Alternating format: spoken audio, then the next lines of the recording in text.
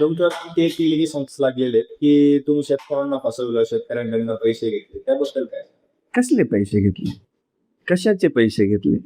आणि म्हणजे असं तर नाहीये ना की रोपं बुक केली शेतकऱ्यांनी, मग शेतकऱ्यांनी मला पैसे दिले, मी रोपं दिली नाहीत. रोपाची जी प्राइस आहे, जो व्यवहार ठरलेला आहे त्यानुसार तर झालेलंच असणार ना.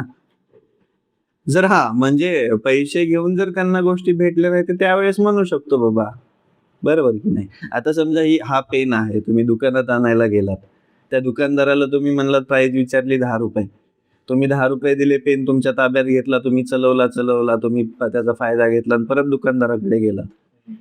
हे तुझा काही कामाचं नाही, तू फसवणूक केली, चालेल का तसं? तर तसाच प्रकार आहे.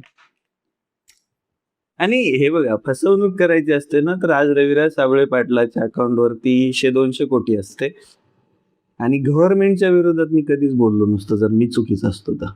कारण की हे गव्हर्नमेंट फक्त एकच गोष्ट शोधतात, बोलणाऱ्याचं तोंड दाबायचं. आणि मी जर चुकीचा असतो 100% तर आज मी जेलात असतो.